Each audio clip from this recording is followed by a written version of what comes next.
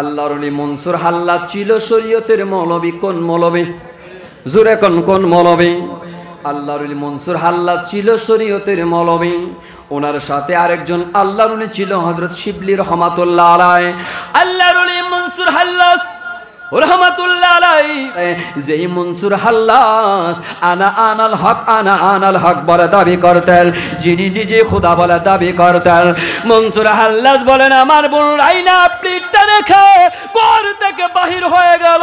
আমি মনসুর হাল্লাজ প্লেটটা লইয়া যেই মাত্র খেয়ে ফেললাম, খাওয়ার সাথে সাথে রে মনসুর হাল্লাজ বলা শুরু করলো আনাল হক। জবান খুলে বলুন আল্লাহ ভগবান। পাগল হয়ে গেলেন। কি হয়ে গেলেন? আরো জোরে কোন, কি হয়ে গেলেন? পীরের নামে পাগল হয়ে গেলেন। মনসুর হাল্লাজ ঘর থেকে বাহির হয়ে গেল। পাগল পাড়া, আর তো শরীয়তের কোনো মৌলবীগিরি নাই, পাগল পাড়া হয়ে গেল। এখন নিজে খোদা দাবি করে বলে আনাল হক। ও নবীর, শুধু আল্লাহর ওলির দরবারে গেলে আপনি আল্লাহ চিনবেন না। যদি কামেল পীর মুর্শিদের হাতে হাত দিয়ে বায়াতে রাসূল গ্রহণ করতে পারেন। একজন আল্লাহর ওলির জীবনে আমি পরে দেখলাম, যিনি নাম ছিল হযরত মনসুর হাল্লাজ, যিনি ছিলেন শরীয়তের মৌলবী, কিন্তু যেই দিন পীরে কামেল পীর মুর্শিদের সোহবতে চলে গেলেন, যেদিন আল্লাহর ওলির প্রেম, আল্লাহর ওলির সুদা প্রাণ করলেন, সেই দিন থেকে হয়ে গেলেন কামেল আল্লাহর ওলি। জবান খুলে বলেন সুবহানাল্লাহ। তাহলে আল্লাহর ওলির দরবারে আসলে আল্লাহ পাওয়া যায়। কি পাওয়া যায়? মান্নান শাহর দরবারে আসলে আল্লাহ পাওয়া যায়, মিজান শাহর দরবারে আসলে আল্লাহ পাওয়া যায়। এখন আমার প্রশ্ন হইল, আল্লাহকে পাইতে গেলে নামাজের দরকার একবারে লাগতো না? জোরে কোন লাগবে না? বুরহান শাহ বাবাজন কিবলা কি আপনাদেরকে নামাজের কথা না করে, রোজার কথা না করে, মা বাবার খেদমতের কথা না করে? বোঝা গেল মান্নান শাহ রহমাতুল্লাহ আলাইহির দরবার শরীফটা শরীয়তের দরবার। সেই দরবারে আসা মাত্র লাশাক্কাফি আপনি যদি বসার মতো বসতে পারেন, আপনার জীবনের গুনাহকে আমার আল্লাহ মাফ করতে দেরি করবে না। জবান খুলে কোন সুবহানাল্লাহ। আর একটু জবান খুলে বলুন আল্লাহু আকবার। মোহাব্বতে বলুন ইয়া রাসূলুল্লাহ। জবান খুলে কোন আল্লাহু আকবার। আমি দুঃখে সুখে আমি তোমার মুখ দেখিয়া শান্তি পাই আমার কেহ নাই। মান্নান শাহ তুমি বিনে এই জগতে দয়াল আমার, খুঁজতে গিয়া আল্লাহ নবী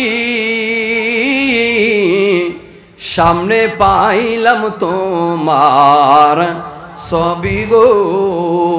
ওরে আমার বলতে যাচ্ছি লো ছবি দিলাম তোমারে আমার, মুর্শিদ তুমি বিনে এই জগতে দয়াল আমার। নবীর উম্মতের দল গভীর মনোযোগ। আল্লাহর ওলি মনসুর হাল্লাজ ছিল শরীয়তের মৌলবী। কোন মৌলবী? জোরে কোন মৌলবী? আল্লাহর ওলি মনসুর হাল্লাজ ছিল শরীয়তের মৌলবী।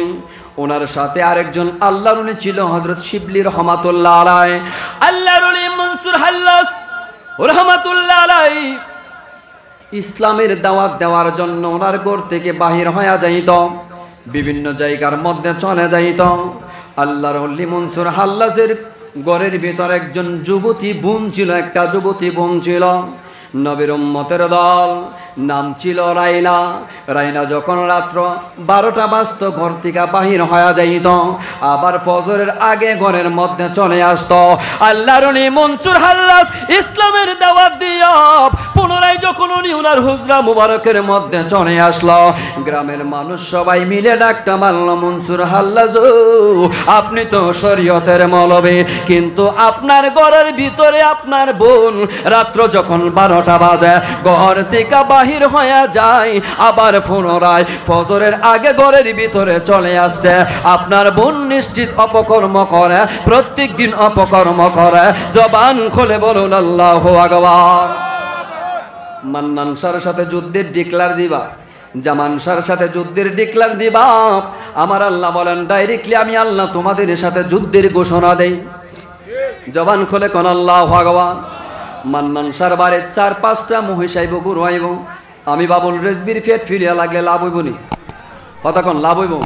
এখন যদি গাঁটটা ফুলাই রে হপ, বোরহান শাহর দরবারে মহিষ আসছে, আমার বাড়িতে কেন আসলো না? আরে যারে সম্মান দেওয়ার মালিককে, ই আওয়াজে মানে জোরে কোন সম্মান দেওয়ার মালিককে?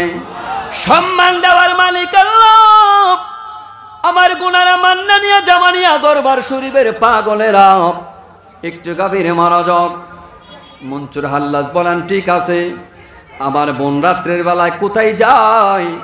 আমি আজকে রাত্র নয়, 1 থেকে 1 সপ্তাহ পর্যন্ত আমার বোনটাকে পাহারা দেব, দেখব আমার বোন কি অপকর্ম করে।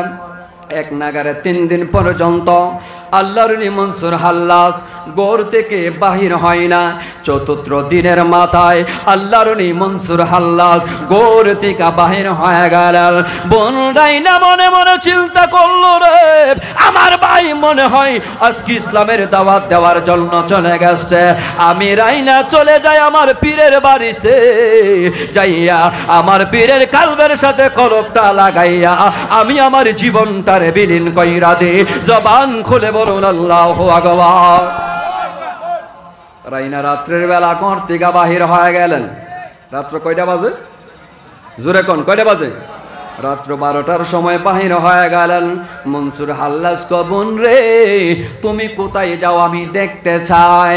মনসুর হাল্লাজ গোর থেকে বোন রাইনার পেছনে পেছনে, রাইনা হাঁটতে হাঁটতে রে নবীর উম্মতের দল এমন একটা জায়গার মধ্যে, এমন একটা কামরার মধ্যে গেল যে এই কামরার ডান পাশে 5 জন বাঘ, বাম পাশে 5 জন বাঘ শুধু কামরাটারে পাহারা দেয়। জবান খুলে বলুন আল্লাহু আকবার। ও তুই পাবি না রে মাবুদ মৌলা, পাবি না রে মাবুদ মৌলা, ও সিলাবিনে তোর দেহ মন বে লাইয়া দে মোর মান্নান শাহর চরণে, তোর দেহ মন বে লাইয়া দে মোর মুর্শিদের চরণে। জবান খুলে কোন আল্লাহু আকবার। নবীর উম্মতের দল রাইনা বাগের মধ্যস্থর দিয়া ওই ছোট্ট কামরার ভিতরে ঢুকে গেল। মনসুর হাল্লাজ কো আমার বোন কি করে? আমি আজকে গাছের উপরে বসে বসে দেখব। মনসুর হাল্লাজ শরীয়তের মৌলবী, গাছের উপরে বসা ছোট্ট কামরার মধ্যে আল্লাহর ওলি আমার গাউসে পাক আব্দুল কাদের জিলানী সহকারে 4 জন ছোট্ট কামরার মধ্যে। আরে রাইনা যাওয়ার পরে জান্নাতি খাবার একটা প্লেট দিলেন। রাইনা রে তুমি কামরার মধ্যে আসছো, কামরার মধ্যে বসে বসে এই জান্নাতি খাবারটা বক্ষণ করো। রাইনা বলেন আমি জান্নাতি খাবার বক্ষণ করলাম। জবান খুলে বলুন আল্লাহু আকবার। আবার পুনরায় এই ছোট্ট কামরা থেকে যখন বাগের মধ্যস্থর দিয়া আমি রাইনা যখন বাহির হয়ে গেলাম, আমার পীর মুর্শিদ আমার গাউসে পাক আব্দুল কাদের জিলানী আমার হাতের মধ্যে একটা জান্নাতি খাবার দিল, আর একটা প্লেট। আমার গাউসে পাক আব্দুল কাদের জিলানী বললেন রাইনা রে আমি তোমারে খাবারটা দিলাম, সাবধান তুমি খাবারটারে সাবধানে রাখো। এই খাবার যদি দুনিয়ার কোনো সাধারণ মানুষ খায়, সাধারণ মানুষ থেকে সে পাগল হইয়া গোর থেকে বাহির হয়ে যাইব। জবান খুলে বলুন আল্লাহু আকবার। যে মাত্র গাছের বরাবর মনসুর হাল্লাজের গাছের বরাবর গেল, মনসুর হাল্লাজ বলেন রাইনা রে ও আমার বোন রাইনা, আমি মনে মনে চিন্তা করেছিলাম তুমি না জানি কোন কত রকম অপকর্ম করতেছ, কোন পুরুষের সঙ্গে জানি মিলামেশা করতেছ, কিন্তু আমি মনসুর হাল্লাজ শরীয়তের মৌলবী গাছের উপরে বৈশা বৈশা দেখলাম তোমার প্রেমের খেলা। তুমি দি তোমার পীরের নামে, তুমি তোমার মুর্শিদের নামে জীবনটারে বিলীন কইরা দিছ। জবান খুলে বলুন আল্লাহু আকবার। মনসুর হাল্লাজ বলেন বোন তোমার যে কাপড়ের ভিতরে খাবারটা আছে তোমার ভিতরে একটা প্লেট দেখা যায়, সেই জান্নাতি খাবার আমি মনসুর হাল্লাস খাইতে চাই। বোন রাইনা বলেন, মনসুর হাল্লাস ও তুমি শরীয়তের মৌলবী, শরীয়তের মুফতি, শরীয়তের মুহাদ্দিস, তুমি এই খাবার খাইলে ঠিক থাকতে পারবা না, সেই খাবার খাইলে তুমি পাগল পারা হয়ে যাইবা। মনসুর হাল্লাস বলেন, বোন রে, আমি যদি পাগল হয়ে যাই, আমি যদি মান্নান শাহর প্রেমে দেওয়ানা হয়ে যাই, আমি যদি পীরের নামে পাগল হয়ে যাই, এরপরেও আমি খাবারটা খাইতে হবে। জবান খুলে বলুন আল্লাহু আকবার।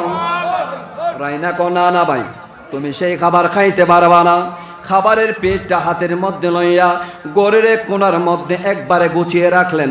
ভাই মনসুর হাল্লাস যেন না দেখতে পারে যেই মনসুর হাল্লাস আনা আনাল হক, আনা আনাল হক বলে দাবি করতেন, যিনি নিজে খোদা বলে দাবি করতেন। মনসুর হাল্লাস বলেন, আমার বোন রাইনা প্লেটটা রেখে ঘর থেকে বাহির হয়ে গেল।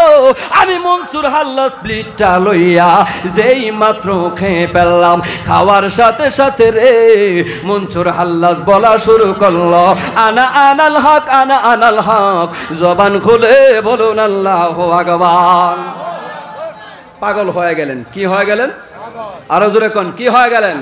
পীরের নামে পাগল হয়ে গেলেন। মনসুর হাল্লাস ঘর থেকে বাহির হয়ে গেল। পাগল পাড়া, আর তো শরীয়তের কোনো মৌলবীগিরি নাই, পাগল পাড়া হয়ে গেল। এখন নিজে খোদা দাবি করে বলে আনাল হক, আনাল হক। ও নবীর উম্মতের দল, পিওর কামেল পীর মুর্শিদ মান্নান শাহরে প্রশ্ন করুন, মান্নান শাহ তুমি চক্ষু বুঝে কেন দয়াল নবীর দেখতা, কারণটা কি? মান্নান শাহ বলতো, আমি আমার সারাটা জীবন নবীর প্রেমের গান গাইতাম, গান গায়া গায়া ঘুমায়া যাইতাম, এই জন্য আমার আল্লাহ আমার এত সম্মান দিয়েছে। জবান খুলে বলুন আল্লাহু আকবার। আর জবান খুলে বলুন ইয়া রাসূলুল্লাহ। একটু গভীর মনোযোগ অন্তরে কান লাগান। যখন মনসুর হাল্লাস পাগল পারা হয়ে গেলেন, এখন তো শরীয়তের মৌলবীরা পাগল হয়ে গেল। কিরে মনসুর হাল্লাস আনাল হক, আনাল হক বলে দাবি করে, কারণটা কি? মনসুর হাল্লাজের বিচার হওয়ার দরকার। সমস্ত মানুষ মিল্লা ওই এলাকার মধ্যে একজন কাজী সাহেব ছিল, নাম ছিল ওমর কাজী। ওমর সাহেবের কাজীর বাড়িতে গিয়া কাজী সাহেবের কাছে দাওয়াত দিলেন যে, কাজী সাহেব আমাদের এলাকার মধ্যে একজন পাগল আছে, সে বলে আনাল হক, আনাল হক। ওমর কাজী বলেন, এইগুলি এখন দেখার দরকার নাই, আমি পরে দেখব। নবীর উম্মতের দল গভীর মনোযোগ, সেই পাকে দিয়া আল্লাহর ওলি মনসুর হাল্লাস ওই কাদের মধ্যে জুনলাটা লইয়া, সুবহানাল্লাহ কোন, আরো জোরে কোন, পেছনের বাবারা জোরে কোন সুবহানাল্লাহ। মনসুর হাল্লাস জুনলাটা লইয়া ওমর কাজীর বাড়ির মধ্যে গেলেন। গিয়ে বলতেছে, এই বাড়ির মধ্যে কেউ আসেননি? ওমর কাজীর মেয়েটা, একটা মেয়ে ছিল, ওমর কাজীর একটা মেয়ে ছিল, যুবতী মেয়ে। সেই মেয়েটা জবাব দিল। জবাব দেওয়ার পরে আল্লাহর ওলি মনসুর হাল্লাস ডাকটা মারলো, ও মা তুমি আমারে খাবার দাও, আমি তোমার খাবার খাইব। ওই মা, ওই মেয়েটা দূরতে দূরতে কাজী সাহেবের কাছে গেলেন। গিয়ে বলতেছে, আব্বা জান আমাদের বাড়ির মধ্যে একজন পাগল আসছে খাবারের জন্য, একজন মেহমান আসছে খাবারের জন্য। ওমর কাজী বলেন, মা আমি কাজী সাহেবের বাড়িতে কোনো মেহমান আসলে তারে খাবার না দিয়া যাই না। জবান খুলে বলুন আল্লাহু আকবার। আরো জবান খুলে বলুন ইয়া রাসূলুল্লাহ। সে ওমর কাজী, এবার কাজী সাহেব বললেন খাবার দেওয়ার জন্য। মহিলাটা বললেন, বাবা নেন আপনার জন্য খাবার আনলাম, আপনি খাবারটা খান। সেই খাবারের প্লেটটা দেখার পরে ওই মনসুর হাল্লাস বলেন, না মা আমি এই খাবার খাবো না, আমি তোমার কাছ থেকে খাবার খাবো, আমি তোমার কাছে খাবার চাই। মেয়েটা বললেন, আপনি আমার কাছ থেকে কি খাবার খাইবেন? মনসুর হাল্লাস বলেন, ও মহিলা আপনার বগির দুইটা দুধ থেকে আমারে একটা দুধ খাওয়া দেন। জবান খুলে বলুন আল্লাহু আকবার। হাতের মধ্যে একটা বাম্বু লইয়া, কারণটা কিরে মনসুর হাল্লাস এমনি তো দাবি করতেছে আনাল হক, আনাল হক, আবার বলতেছেন আমার বুকের দুধ খাওয়ার জন্য। দূরতে দূরতে কাজী সাহেবের কাছে গেলেন। কাজী সাহেব বললেন, মনসুর হাল্লাস রে গাছের মধ্যে বাঁধো। গাছের মধ্যে বাঁধার পরে ডিল মারার পরে এরপরে বলে আনাল হক, আনাল হক। বলে এমনি ভাবে হবে না, মনসুর হাল্লাস রে জবাই করে দাও। এরপরে বলে আনাল হক, আনাল হক। এইভাবে হবে না। মনসুর হাল্লাদের গুস্তগুলো গরুর মতো বানিয়ে দাও। গরুর মতো যখন বানিয়ে দিলেন, এরপরে বলে আনাল হক আনাল হক। এমনি হবে না আল্লাহর মনসুর হাল্লাদের, এমনি হবে না, আগুনের মধ্যে ফেলে দাও। ফেলে দেওয়ার পরে আগুনের মধ্যে ওনার গুস্তগুলো যখন আপনার আংরা হইল, সেই আংরাগুলিও বলে আনাল হক আনাল হক। জবান খুলে বলুন আল্লাহু আকবার, আর জবান খুলে বলুন ইয়া রাসূলুল্লাহ। এমনি ভাবে নবীর উম্মতের দল অনেক লম্বা ইতিহাস। সেই গুস্তগুলো যখন ফুরে আংরাগুলো নদীর মধ্যে ফেলে দিল, ওমর কাজীর মেয়ে হাতের মধ্যে বোতলটা লইয়া ওই নদীর মধ্যে গেলেন পানি আনার জন্য। পানি আনার পরে যাওয়ার পরে ওই বোতলের মধ্যে একটা আংরা বোতলের ভিতরে ঢুইকা গেল। আরে আংরাটা ওই মেয়েটা খাওয়ার পরে যেই মাত্র বোতলের পানিটা খাওয়ার জন্য প্রস্তুত হইলেন, আংরাটা একটা লাফ দিয়া ওমর কাজীর মেয়ের পেটের ভিতরে ঢুইকা গেছে। জবান খুলে বলুন আল্লাহু আকবার। ঢুইকা যাওয়ার পরে একটু নারায় দেন, নারায় তাকবীর, নারায় রিসালাত। মুফতি নাজমুল হোসেন আত-তাহিরি সাহেবের আগমন, মুফতি নাজমুল হোসেন আত-তাহিরি সাহেবের আগমন। নবীর উম্মতের দল 1 মিনিটের ভিতরে আমার আলোচনা শেষ। তেমনি ভাবে আংরা যেরকম ভাবে ঢুকলো, ও নবীর উম্মতের দল ঢুকার পরে এই মেয়েটা 1 দিন না 2 দিন না যাইতে যাইতে 4 মাস 5 মাস 6 মাস 7 মাস প্রেগনেন্ট হয়ে গেল। এখন শরীয়তের মোল্লারা ফতুয়া লাগাও রে মনসুর হাল্লাস আনাল হক বলার কারণে যদি তারে কতল করা দিতে পারো, তাইলে এখন তোমার ভিতরে কাজী সাহেবের ঘরের ভিতরে কাজী সাহেবের মেয়ে স্বামী ছাড়া প্রেগনেন্ট হইল। সুবহানাল্লাহ, আরো জোরে কন। কাজী সাহেবের ঘরের ভিতরে ফতোয়া লাগার জন্য, এই জন্য নবীর উম্মতের দল যারা ওলি আল্লাহর দরবারে আসতেন, ওলি আল্লাহর দরবারে বসতে দেরি হয়।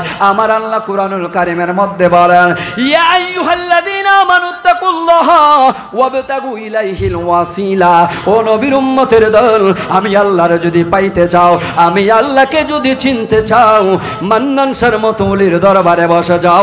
আমি আল্লাহকে যদি বুঝতে চাও, মিজান শাহর মতো ওলির দরবারে বসে যাও। আমি আল্লাহকে যদি চিনতে চাও, বুরহান শাহর সাথে প্রেমের কালেকশন লাগাও। সেই মহাব্বত রেখে ওলি আল্লাহর প্রেম নিয়ে আমরা যেন কবরে যাইতে পারি, সেই তৌফিক যেন আল্লাহ পাক আমাদেরকে দান করে। সবাই বলুন আমিন। আর একটু জবান খুলে বলুন আমিন। এখানে নবীজির জুতা মুবারকের নকশা মুবারকের নালায়েন শরীফ এবং এখানে গাউসে বাকের 11টার নাম মুবারক আছে। সেই গাউসে বাকের 11টার নাম মুবারক পরে যদি কাউকে জিনে ধরে ফু দিবেন, জিন 40 মাইল দূরে যাবে।